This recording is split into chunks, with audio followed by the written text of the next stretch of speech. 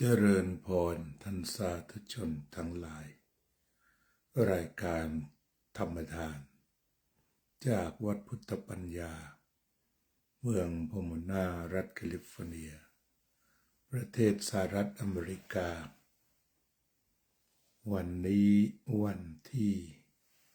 5 มกราคมพุทธศักราช2569การเวลาผ่านไปรวดเร็ววันที่5แล้วอาตมาภาพถ่ายทอดสด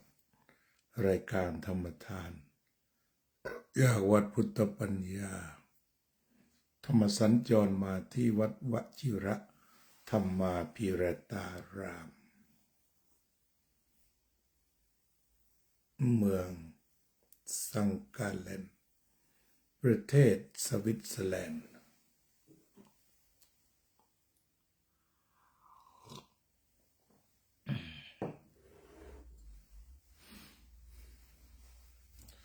เรายังคงพิจารณาธรรมเรียกว่าศีลสมาธิปัญญาหรือกรอบของพรหมจรรย์ที่องค์สมเด็จพระสัมมาสัมพุทธเจ้าส่งภิกษุไปประกาศศาสนาว่าดูก่อนภิกษุทั้งหลายเธอทั้งหลายจงจาริกไปเพื่อประโยชน์เพื่อความสุขแก่ชนเป็นอันมากจงประกาศพรหมจรรย์งามในเบื้องต้นงามในท่ามกลางงามในที่สุดถึงพร้อมด้วยอรรถะและพยัญชนะตัวพรหมจรรย์คือตัวศีลตัวสมาธิตัวปัญญาและศีลสมาธิปัญญานี้ก็ครอบคลุมวิถีชีวิตของมนุษย์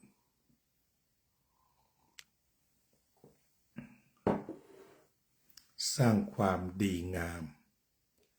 ทั้งในส่วนตนและส่วนรวมถ้าตนมีกายวาจาใจที่เรียบร้อยตั้งอยู่ในศีลคือการทำให้กายวาจาเรียบร้อยได้แก่มีเจตนางดเว้นจากการฆ่าสัตว์งดเว้นจากการประพฤติผิดในกามงดเว้นจากการลักทรัพย์งดเว้นจากการพูดเท็จงดเว้นจากการดื่มสุราเมรัยก็เรียกกันโดยทั่วไปว่าเรียบร้อยคือเรียบร้อยทั้งทางกายทั้งทางวาจา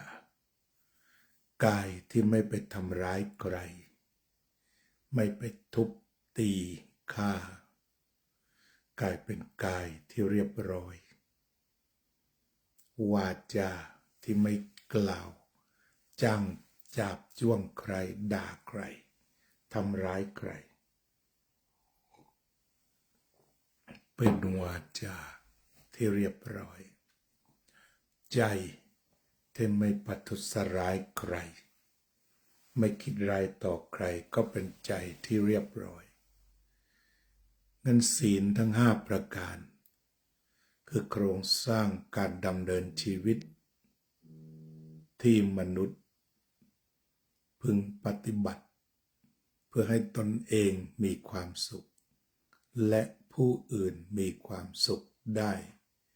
อย่างแท้จริงอันนั้นคือเรียกว่าศีลศีลคนที่มีศีลจะทำให้เกิดความไว้วางใจแก่ชนทั้งหลายด้วยไปอยู่ที่ไหนถ้าเป็นเรื่องของคนมีศีลรวมตัวกันก็จะมีแต่ความดีความงามความรักความสามัคคีความเรียบร้อยน่าศรัทธาเลื่อมใส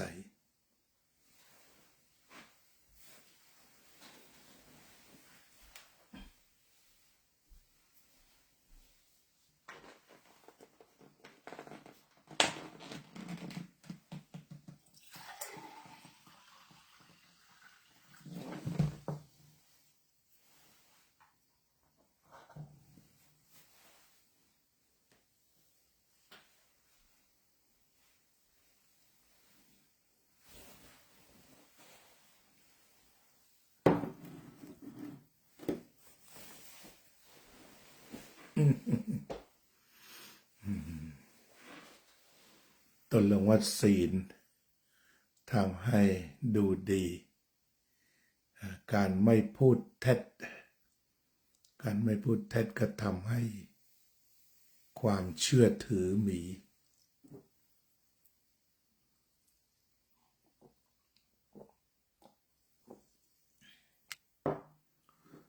ความเชื่อถือของคนเกิดขึ้นจากการไม่พูดเท็จตรงไม่โกหกไม่หลอกลวงความตรงนี้ประกอบอยู่ในที่ทุกอย่างปัจจุบันนี้ที่เขาโกง หรือสแกมเมอร์อันนี้ก็คือโกหกกันล้วนๆโลกขานศีลกันล้วนๆก็นึกถึงหลวงพ่อพุทธทาสศีลธรรมไม่มาโลกาวินาศบุคคลเหล่านี้ก็ทำให้โลกวินาศในด้านเศรษฐกิจอย่างมากเพราะว่าศีลธรรมมันไม่มา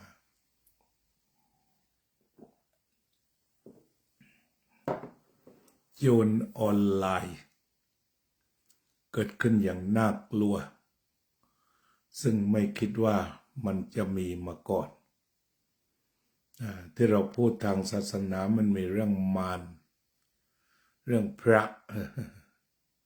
ก็คือชีวิตที่ดำเนินไปแบบพระก็เอาออนไลน์มาใช้งานอย่างถูกต้องแต่ถ้าเมื่อไรมันเป็นแบบมารเนี่ยมารผจญออนไลน์ก็ถูกนำมาเป็นเครื่องมือของโจรเพราะมันไม่มีศีลธรรมออนไลน์ก็เป็นออนไลน์โจรไปเสียทั้งหมดมันโกงทุกรูปแบบโกงทุกขั้นตอนที่ได้บางทีสิทธิคุมได้ที่ไม่ได้เป็นออนไลน์ที่สลับซับซ้อนแต่ประการใด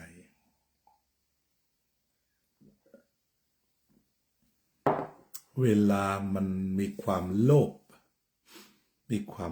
เข้ามาก็คุมไม่ได้เรื่องง่ายๆก็คือปัญหาใหญ่บ้านเราเช่นเมื่อกี้ก่อนเข้ารายการอ่านก็ค้นพบยาบ้าถึง4,800,000 เม็ด4,800,000 เม็ดเรียกว่าใหญ่โตมโหฬาร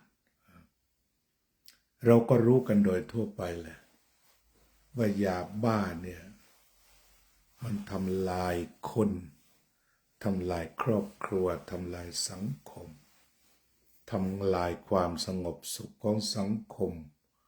เพิ่มความหวาดกลัวรู้ดีแต่ทำไมไม่ทำถึงไม่หยุดขายที่ไม่หยุดขายก็เพราะว่ามีความโลภตัวเดียวเท่านั้นแหละต้องการเงินเยอะๆก็จึงทำให้การค้าขายยาเสพติดดำเนินไปไม่หยุดเนี่ยพบกัน4,000,000 กว่าเม็ดแสดงว่าเคยทำมามากกว่านั้นเตรียมตัวกันไว้อย่างนั้นนั่นก็ในส่วนที่ไม่มีศีลทั้งนี้ก็ไม่นับถึงการซื้อเสียงที่นักการเมืองทุกคนพูดเหมือนกันว่าซื้อเสียงนั้นเป็นตัวทำลายระบอบประชาธิปไตยแต่นักการเมืองนั่นแหละเป็นผู้ซื้อเสียงเสียเองแล้วก็บอกช่วยกันจับอยากให้กกต.มาจับให้ตำรวจจับหน่วยอะไรก็จับในความเป็นจริงเป็นอันว่าผู้สมัครสสสร้างปัญหาเพิ่มขึ้นอีกแต่ความจริงแล้วความดีงามเบื้องต้นถ้าสสจะเป็นก็คือรวมกันไม่ซื้อเสียง ไม่นำเงินมาจากที่ใดๆไปซื้อเสียงอันนี้จริงๆคนปราบก็คือคนสมัครปราบโดยไม่จ่ายเงินซื้อเสียงแต่นี่ก็เนื่องจากความโลภและตัณหานำไปคือต้องเป็นให้ได้ต้องเป็นผู้แทนให้ได้โลภอย่างมีตำแหน่งให้ได้ยอมไม่ได้ในที่สุดก็ถึงกับว่าชักเงินไปซื้อฝ่าฝืนกฎหมายแล้วก็กลายเป็นพฤติกรรมอันไม่น่าปรารถนาคือตั้งแต่ต้นทางของการสร้างบ้านสร้างเมืองเมื่อมันสร้างกันโดยสุจริตทุจริตแล้วจะออกมาอย่างไรตรงนี้ก็ขึ้นอยู่กับว่าสสเองต้องมีจิตสำนึกแห่งศีลธรรมที่จะไม่ทำชั่วเพื่อตำแหน่งเดี๋ยววันนั้นการถือศีลก็จะต้องมาบอกกับตัวเองห้ามตัวเองว่าไม่ทำอันนี้มันก็อยู่ในศีลข้อ2เนี่ยคือมาว่ากันโชคคือการซื้อเสียงขายเสียงเนี่ยก็คือการทุจริตเรียกว่าไม่เอาของที่มีประโยชน์แต่ซื้อเสียงก็จัดเป็นการค้าขายที่เลวชนิดหนึ่งเป็นการค้าขายที่ไม่ดีชนิดหนึ่งที่ควรเว้นคือขายเสียงในทางพุทธศาสนาเขาก็บอกว่าการขายที่เป็นมิจฉาวานิชาคือการค้าขายที่แย่ที่ไม่ดีได้แก่การขายสุราขายของเสพติดขายยาพิษขายอาวุธขายมนุษย์ตอนนี้ก็สิ่งที่ไม่ควรทำที่สุดคือขายเสียงตัวเองเพราะการขายเสียงจะนำมาซึ่งความล้มละลายของชาติกระบวนการทำค้าขายเสียงก็คือเป็นกระบวนการทำลายชาติทำลายประชาชนจึงไม่ควรทำวิธีการก็คือช่วยกันไม่ซื้อเสียงไม่ว่าจะเป็นการเลือกตั้งในระดับใด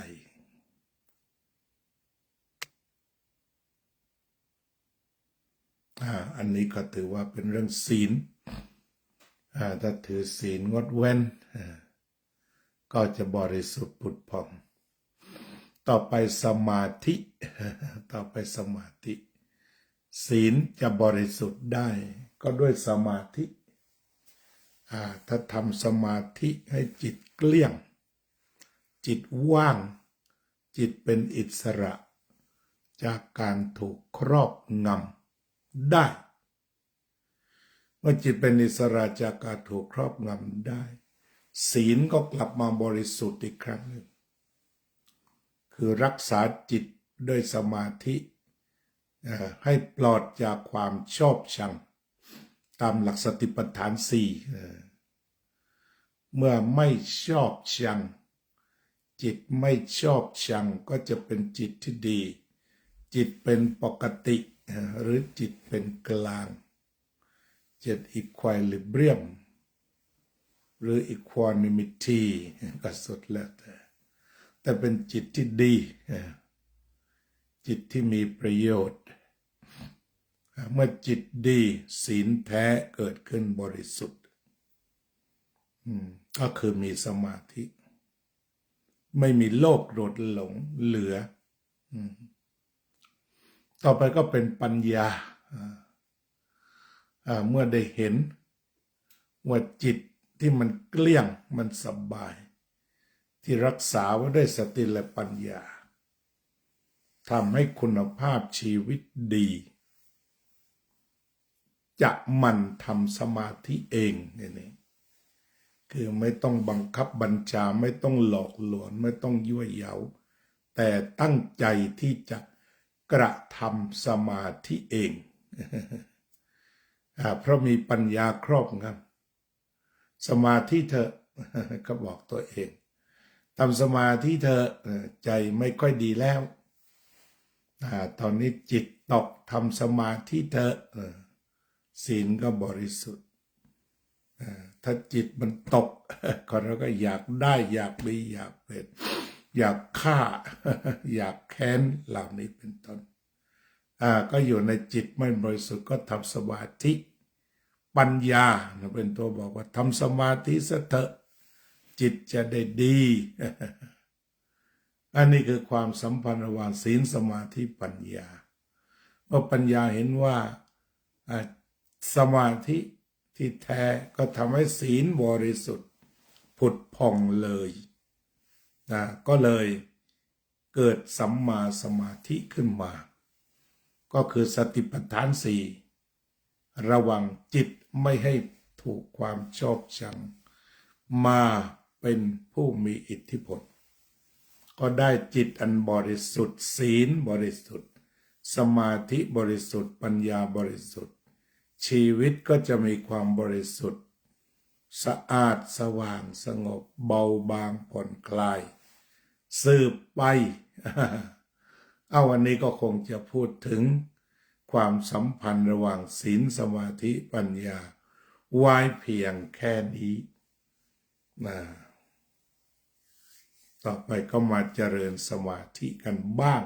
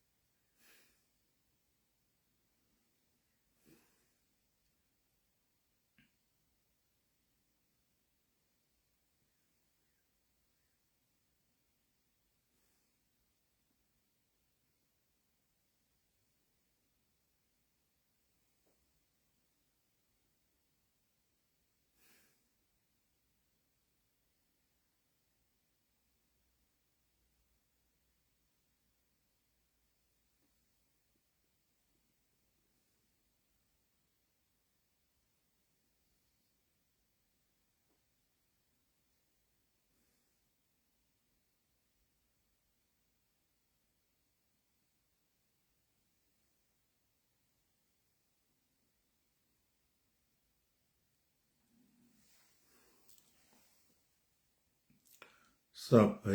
สัตตาสัตว์ทั้งหลายที่เป็นเพื่อนทุกข์เกิดแก่เจ็บตายด้วยกันทั้งหมดทั้งสิ้นอเวราโหนตุจงเป็นสุขเถิดอย่าได้มีเวรแก่กันและกันเลยอัพยาปัชชาโหนตุจงเป็นสุขเถิดอย่าได้พยาบาทเบียดเบียนซึ่งกันและกันเลยอนีฆาโหนตุจงเป็นสุขเถิดอย่าได้มีความทุกข์กายทุกข์ใจเลยสุขีอัตตานังปริหะรันตุจงมีความสุขกายสุขใจรักษาตนให้พ้นจากทุกข์ภัยทั้งสิ้นเถิดอภิวาทนาสีลิตสนิจจังวุธาปจายโดจัตตารโอ